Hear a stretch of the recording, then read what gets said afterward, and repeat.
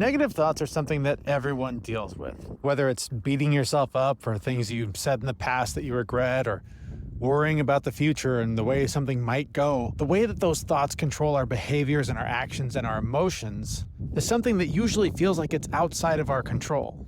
Today I'm going to share with you a conversation that I had with my 8-year-old neighbor. And no, there's not going to be some groundbreaking advice that you haven't heard somewhere else before. But what you will hear is the perspective of an innocent kid who struggles with his own negative thoughts and his own limiting beliefs. And he'll not only share the 3 things that he's learned about negative thoughts in his short 8 years, but he'll also explain how if you just think of those thoughts like a toilet, you might find the same relief that he has. But first, this is the Fit Mess, where together we learn to develop habits that help us live beyond our mental health struggles to create happier, healthier lives. He's Zach. He lives in the future with his anxiety. He's Jeremy, and he lives in the past with his depression. And we get together once a week in the present to share the obstacles we face and how we overcome them. All right, so we're doing things a little differently today. Zach is off, and I am actually on the road. I'm recording this on the beach, literally walking barefoot in the sand while I talk to you through my phone, which feels really weird. With that walking barefoot on the beach comes the negative thoughts about even recording this episode the way I'm doing it right now. But it was actually on the beach a few days ago when I was talking with my 8-year-old neighbor, Wyatt, about how he stays so positive that I was motivated to record this episode. You see, most kids, you ask them how their day is, what's going on, how was their day at school. They'll tell you fine, or it was okay, or, maybe you'll get an anecdote or two. Every single time I see Wyatt and I ask him how he's doing, he gives me an enthusiastic, great. And it's just amazing to me how positive he is. Like, everything is just always good. And I had to ask him how he manages to keep such a positive outlook. And sure, he's 8 years old. He doesn't have bills to pay. He doesn't have the pressures of adult life that the rest of us do. But it was in his innocence that I found a ton of wisdom and a few laughs and a few lessons that I think all of us could learn a thing or two from. If you're tired of dealing with those pesky post-workout aches and pains, we've got something you need to check out right now. It's the new Recover Ice Bath. It's the ultimate game changer for your recovery routine. And guess what? It's surprisingly affordable, and we're going to throw in free shipping anywhere in the world. That's not something we can offer forever, so you got to act fast to get your hands on this incredible ice bath. So don't let muscle soreness slow you down. Go to our website, click on the link in the show notes for this episode, and experience the power of the new Recover Ice Bath for yourself. So like I said, this is a little unconventional for us. This is a little different from our normal episodes, but I want to share with you now the conversation I had with my friend Wyatt while we were hanging out on the beach during an after-school event the other day, where we just talked about how he manages to stay so positive. Wyatt's one of the most positive kids I know. Love talking to him. Everything's always great. But he was telling me he's got 3 things he's already found that are good about negative thoughts. So Wyatt, what are the 3 good things about negative thoughts? Well, usually you always get over them, but if they're really bad, you can't really get over them. But I just try to ignore those thoughts. Yeah. And try to move on from them. And then the second one is they always try to pull you back. I've found a way to push them back. Okay. How do you do it? I try meditating.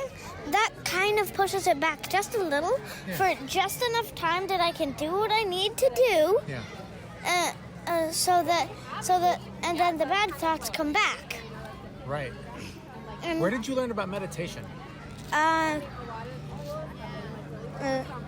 Sometimes I watch yoga. Nice, me too. Really? Yeah. Nice. I just started a new yoga program yesterday. Really? Yeah. Wow. I just watch it on TV. Okay. Do you do the yoga too, or you just watch it? I watch it sometimes. One episode I watch it and meditate while watching it because the words are coming, so it helps me get rid of it or get rid of the bad thoughts. Right. And then also, I forgot what I was gonna say that part, but 3. Number 3. It feels like if you just close your eyes and try to massage yourself, like not physically, like mentally. It can sometimes just, I think of it as a toilet. That might be disconcerting for some people, but what? That's hilarious. And you just flush the bad thoughts. You just flush the bad. So walk me through like what's going on in your head when you're flushing those bad thoughts. How does that process feel on the inside? So I try to make my mind blank, so I'm not thinking of anything, and then wait for the bad thoughts to come in.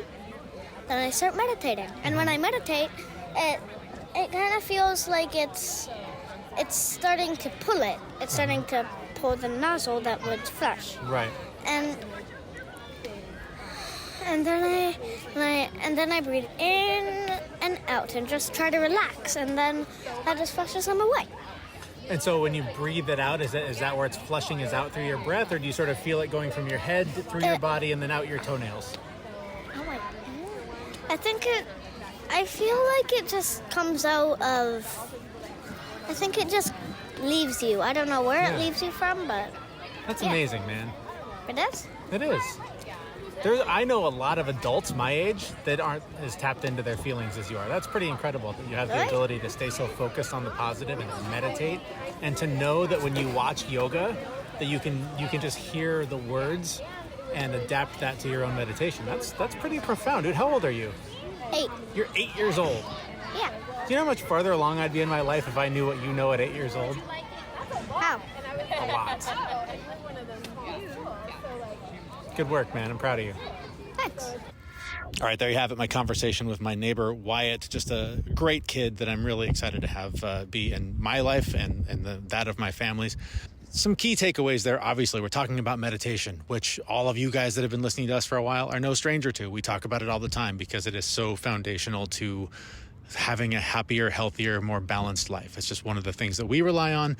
And so we always try to remind people that it is there as a resource if you need it. But I also just love that he sort of does it his own way. For him, he thinks of it like a toilet, flushing the negative thoughts out of his head when they are overwhelming, when they're too much, when they are what is dominating the space in his brain. He literally, through his breath and through meditation, just flushes them away. So I'm curious, what's your method? What's your toilet flushing? How do you get the negative thoughts out of your head? We would love to hear from you. You can contact us through our Facebook group if you're in there, and if you're not, please join. And you can also sign up for our newsletter. That is available at our website, thefitmess.com. And that's where we'll be back in just a few days when I'm off the beach and back at my desk and Zach is back from his world travels. We'll be back there with a brand new episode at thefitmess.com. Thanks for listening. We'll see you then. We know this podcast is amazing and doesn't seem to lack anything, but we need a legal disclaimer. Prior to implementing anything discussed in this podcast, it is your responsibility to conduct your own research and consult your physician.